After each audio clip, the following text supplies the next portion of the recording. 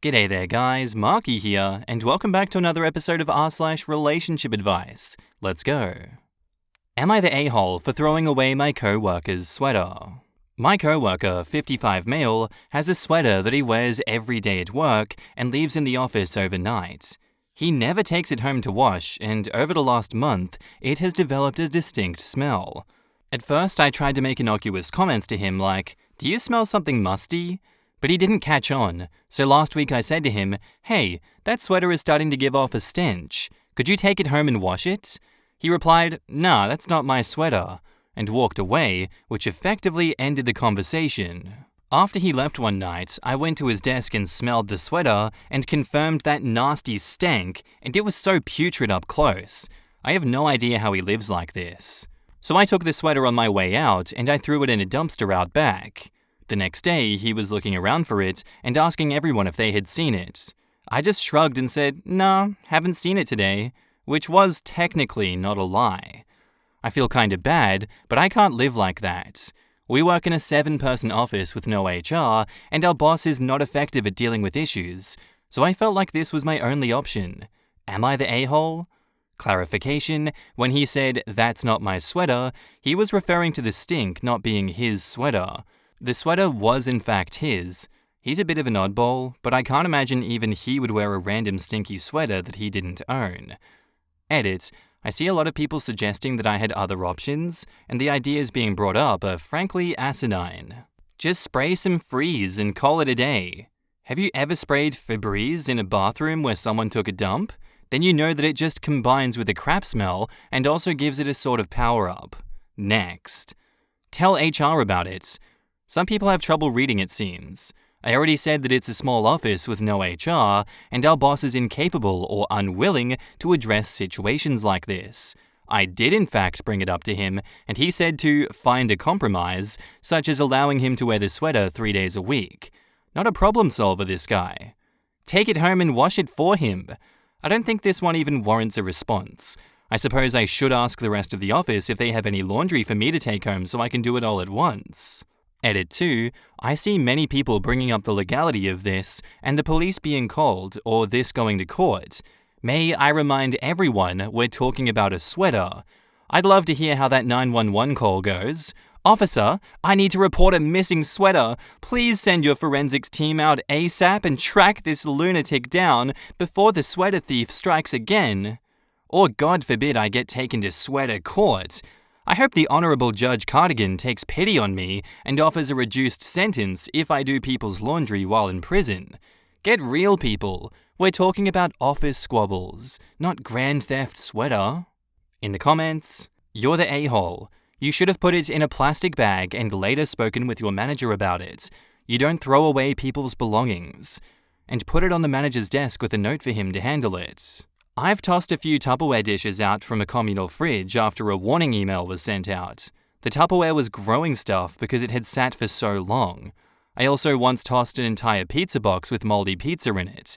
The fridge wasn't big and the box took up half the space. Health hazards deserve to be tossed. OP, not the a-hole. You're the a-hole. You can't steal someone's property, period. It may have felt satisfying in the moment, but that is an actual crime. If he finds out that it was you and this goes before HR, they're absolutely not going to accept that "I thought it smelled bad" as an excuse. Also, everyone is hung up on the guy saying the sweater wasn't his, but I think he was saying that the sweater wasn't causing the stench, not that the sweater didn't belong to him. OP is fine. There is no HR. There is always an HR. They might not be big enough to have a dedicated HR person or department, but someone has to fill those roles. Her declining to acknowledge this further shows that she's just trying to justify her actions rather than follow a normal pathway. I don't agree with how she handled this, but there are 10,000% places that fully neglect the roles of HR. I've worked at a few of them. Technically, those roles would fall on the boss, correct? But if he doesn't give a crap about anything HR or about conflict resolution related, then there is effectively no HR. I say everyone sucks here because there was absolutely a solution that didn't involve stealing and trashing someone else's property, like what if that had ended up being an extremely sentimental sweater? Still gross to not wash, but still. She's also being extremely patronizing and sarcastic in her edits, Which kinda swayed me against her, to be honest. That whole bit on the sweater police was childish and incorrect. Stealing is stealing, clothing or otherwise. And now, on to the update. Hey all, before the update, I just wanted to apologize for getting so defensive in my original post.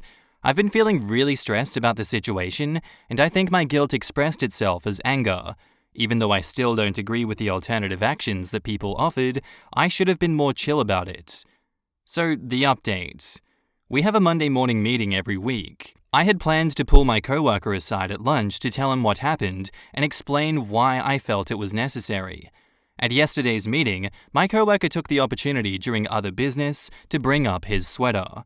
He said that he felt disrespected, and as multiple people have complained to him about the smell, he hasn't been able to narrow down his suspects, so he needs a full confession or he will be taking further measures. I thought about confessing, but to be honest, his eyes had a crazy look and it made me feel unsafe, so I kept my mouth shut. When no one said anything, he stormed out of the office. My boss predictably did nothing. A couple hours later, he returned with a guy who he said was his cousin and a police officer, though he was in normal clothes and had no badge or ID. He said his cousin was going to be interrogating people individually all day. At this point, my boss finally stepped in and said that wasn't happening and brought my coworker into his office. I don't know what happened in there, but it got loud towards the end, and I didn't see him for the rest of the afternoon. I found out the next day he was fired.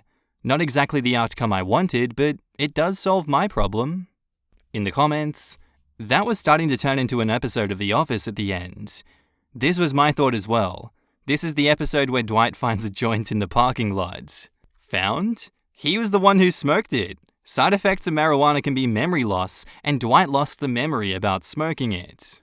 The boss is such an idiot. He ended up having to fire an employee when all he had to do was tell the guy, hey, you need to either wash that sweater or you can't have it in the office. Simple solution. All of this was ridiculous and happened because of an ineffective boss. I'm guessing what brought on the firing was the guy got aggressive and said something that one really ought not to say to one's boss. In other words, the boss didn't give a crap until the situation affected him personally. Bingo. Like, where was the boss's office? It seemed like somewhere completely away from the sweater situation, so they aren't going through the whole smelly office experience that everyone else was, and didn't care until there was someone screaming in their face about property theft. Maybe OP should have hidden the sweater in the boss's office. Not even hidden it, left it right square on the desk overnight, with the door closed if possible. Let the boss come in to smell that in his office first thing in the morning. Sweater stank permeated through his desktop and paperwork and lingers until just after lunchtime. Our next post is titled, Am I the a-hole for refusing to participate in my sister's funerals? I'm 16 male. I live with my dad, 48 male, and his wife Annabelle, 30 female, and my half-sister Stacy, 6 female. At the end of November, my cousin, also 16 male, died in an accident. I was there. He was my best friend. My aunt and uncle are devastated, although they have said a bunch of times that it wasn't my fault. He was my cousin on my late mum's side, and Stacy only met him a couple of times in passing. My sister has been kind of fascinated by what happened to Dally. She had never been to a funeral before. It started pretty much straight afterwards with her having funerals for her toys. Then, a few weeks ago, she started having funerals for herself. She lies down and says she's died, and then Annabelle says that we have to dress nicely and come say nice things about Stacy. So she lies there while Annabelle cries about how much she'll miss her, and then when we said enough nice things, Stacy gets up and says she's alive and it's over for another few hours. Yesterday, she did this 3 times. I can't take much more of this. Annabelle says that Stacy is conceptualizing mortality for the first time and doing it in an incredibly creative way, and I need to be supportive. She says I already conceptualized it when my own mum died, and I need to be less selfish. She says my negative flow is disrupting the energy of the house, and I should go stay somewhere else if I can't contribute positively to the family dynamic. I would like to be anywhere else, but the only places I could go are my grandparents on my mum's side, who live in a retirement community and are very old and sick, and my aunt and uncle. Although they say they don't blame me and they love me, I don't think that they should have to be around me that much right now. So I should probably toughen up and just join in Stacy's funerals. After all, I'm alive and all I have is a broken arm. Sorry. Thanks for listening. TLDR, my sister is being weird after my cousin died, and I'm not being patient.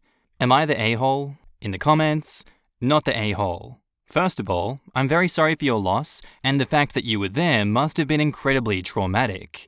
I hope you're able to get some sort of counseling to work through this. Your sister is not conceptualizing death, she's playing a new game because her mother is positively reinforcing her to do it. Your stepmother is being incredibly insensitive. OP replies, Annabelle says Stacy needs to see death as a part of the enchanting dance of life, and so we all need to show that we can celebrate the circle of our existence. Because I am the one who has just gone through a bereavement, my reaction is the most important to Stacy. Please tell your father, and any other supportive adult you know, what is going on.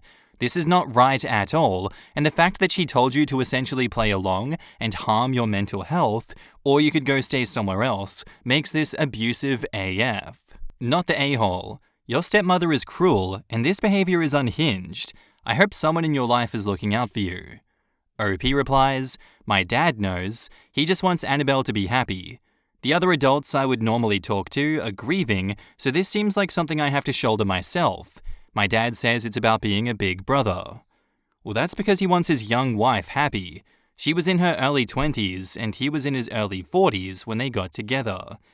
Yeah, she taught something that wasn't yoga, but was similar. I can't remember. It was a big age gap. Her mother is the same age as Dad. Well, next time she dies, freak out. Scream and wail and sob like you wanted to for your cousin. Go completely apecrap on them. I bet stepmom won't want you to traumatize your sister. Then tell your dad that it's all her fault for making you play funeral when you clearly almost died and your close friend and cousin did. Sounds like your sister is enjoying the attention more than anything else. Since her mother is of no help, is it possible for you and your dad to redirect your sister towards a different outlet? You could also be age-appropriately frank with your sister and let her know that this is hurting your feelings. Don't shame her or tell her it's wrong, just be honest. This is a great moment to teach your sister sympathy that her mother is missing out on. I agree. The sister is young, but still old enough to understand if someone explains it to her that her new game isn't fun for everyone. Maybe you could suggest that funerals are too sad and you want to go to her wedding or something instead. Then suggest that your stepmother take her out to get a mini makeover or something fun so she is happy with the new plan. This is a good plan. You can even say, let's do a toast, and then say a bunch of nice things about her then. I really think the little one's concept of death is basically someone lies down while a bunch of people gather around and say nice things about them and how much they love them, etc. A little kid wanting attention is pretty normal, but it's an adult's job to channel that in healthy ways. And further down we have a unique comment. Please read my comments. I don't know how Reddit works. I've never joined anything like this before. I am the mother of Annabelle, and I am appalled at what has been going on. I didn't raise her like this. I'm about 95% sure that my daughter's stepson has written this and has been missing for almost a full day. He has a broken arm. He is also in a very emotionally vulnerable state, and I am struggling to trace him. If anyone here is messaging him privately or has any idea where he is, please tell him to make contact. Alex, you don't have to stay with your dad. I have a guest room where you can sleep if you need some time alone. You don't have to see any of them if you don't want to. Although I only heard it secondhand, it sounds to me as if you were bang on the money with everything you said. Please know that you are a fine young man with much to offer and accomplish. I promise I can help you if you will just reach out. I also know you do have family who love you, and I can get you to them too if that is what you want. Please don't spend New Year's on your own. Have you been able to make contact? I haven't been able to stop thinking about this poor boy.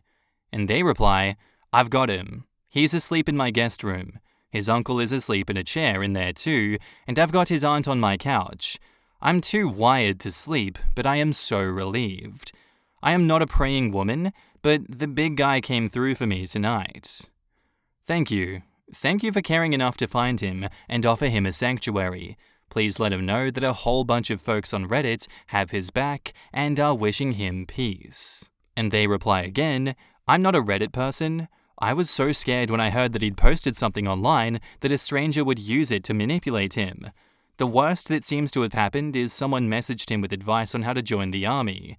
I will be forever thankful that I found him in time, but I do hope that if people read something written by a different vulnerable teenager, they won't just nod along and say good idea when that child states their intention to go somewhere dangerous. These are children. So thank you Reddit for the kind thoughts, but please think more carefully about safety. And now on to the update. Thanks for the support last time. I kind of got in a bad spot after my last post, and I took off by myself, and I got in a weird headspace where I was trying to talk to my cousin and just thinking of how he would answer cause I knew him really well. Anyways, Annabelle's mum found me. She posted here too, and she took me to her place and got my aunt and uncle. My uncle says that I half lived with them anyway, and they wanted me home with them. It's been scary coming here because I feel like my cousin is going to come in at any moment, but it's actually easier because my aunt and uncle both loved him too. Plus, they actually talk to me, so I don't get in my own head as much as I did at my dad's. They've also got me a therapist because they say we all need counseling. Therapist seems nice so far. Things are awkward with my dad. I think he took a lot of crap when Alice, Annabelle's mum, told everyone about what had been happening. He's mad at me because his boss yelled at him, and now he thinks he won't get the promotion that he was expecting. Annabelle's mummy friends saw my post too, and now that's causing her problems. Oops. She wants us to do a guided meditation together to realign our relationship, but I told my uncle no, and he agreed.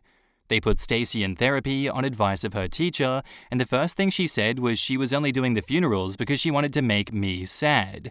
I have decided that I don't want to see her anymore. I'm okay. I miss my cousin. I think I always will. But I'm with good people, and I will go to them for help next time, and not strangers, because I know that they will listen. TLDR, I moved to live with my aunt and uncle, and my dad is pissed. Edit, I'm probably going to be leaving this account now, as I need to focus on my real-world people, but thanks for all the great advice, especially on how to keep connected to my cousin in a way that is healthy. I have actually noted down some ideas. To clarify, my dad is mad because A, people are mad at him, but also because when I spoke to him after I took off, he had a whole list of things that I was going to have to do before he and Annabelle would let me come home, and I just said no, I'm moving in with my aunt and uncle. We are not no contact or anything, but I don't think that he'll be in my life much now. But I'm not struggling with that the way that I would have expected, so it's okay. All the best to all, and thanks again. In the comments, wow. I can't believe a 6-year-old can be so cruel. Annabelle, I'm sorry to say, sounds nuts, and maybe the feedback she's getting from friends and family will help her change her views on grief, growth, and healing. Also, it's embarrassing that a teacher had to recommend therapy and not her parents when she started having mock funerals. I'm glad you're getting help and that you and your aunt and uncle have each other and can hopefully heal together. I'm so sorry for your loss. Early signs of psychopathy can be seen as young as 2. I don't want to play armchair psychologist, but I think most will agree that a 6-year-old intentionally afflicting sadness isn't normal. OP says, nah, she's just a brat. My aunt says she's just playing off her mum and that if there were stronger boundaries, then she wouldn't have so many social problems.